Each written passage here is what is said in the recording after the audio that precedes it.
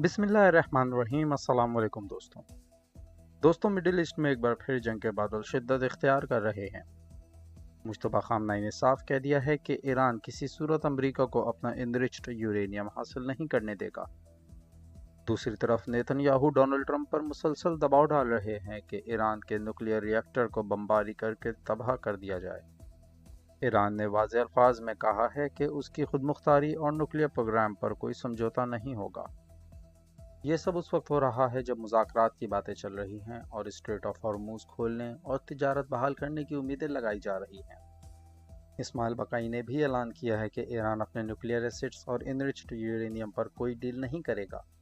इस बयान के बाद एक मरतबा फिर गल्फ में टेंशन्स बढ़ गई हैं। डोनाल्ड ट्रंप को उम्मीद थी कि ईरान मुज़ाकरात के लिए तैयार हो जाएगा, लेकिन ईरान ने तमाम रिपोर्ट्स की तरदीद कर दी। ईरान का कहना है कि पासदारान इनकलाब और ईरानियन नेवी पूरी तरह तैयार है।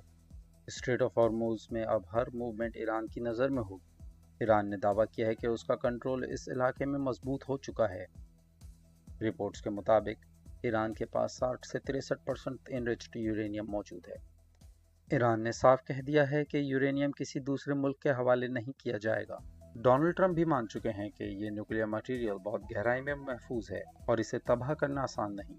नेतन्याहू अमेरिका पर जोर दे रहा है कि जब तक ईरान का न्यूक्लियर प्रोग्राम रोल बैक नहीं होता तब तक प्रेशर कम नहीं होना चाहिए, लेकिन ईरान ने साफ जवाब दिया है कि इनरिच्ड यूरेनियम और न्यूक्लियर रिएक्टर पर कोई बात नहीं होगी।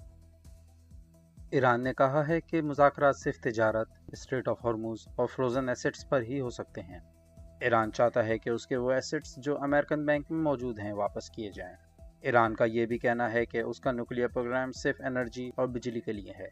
वो गारंटी देने को तैयार है कि एटॉमिक वॉरहेड नहीं बनाए जाएंगे और यूरेनियम सिर्फ पावर रिएक्टर्स में इस्तेमाल होगा। लेकिन ईरान किसी सूरत अपनी 50 साल की मेहनत और न्यूक्लियर टेक्नोलॉजी को ख़त्म करने के लिए तैयार नहीं। ईरान का कहना है कि वो किसी भी भारी ताकत के सामने नहीं झुकेगा और अपना एनरिच्ड यूरेनियम किसी तीसरे मुल्क के हवाले नहीं करेगा।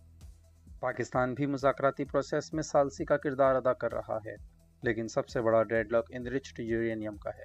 ईरान ना इसे अमेरिका को देने को तैयार है, ना ही रशिया या चाइना को। इस वजह से जो मुज़ाकरात कामयाब होते नजर आ रहे थे वो एक मरतबा फिर डेडलॉक का शिकार हो गए हैं। अब दुनिया की नज़रें आने वाले दिनों की डेवलपमेंट्स पर लगी हुई हैं।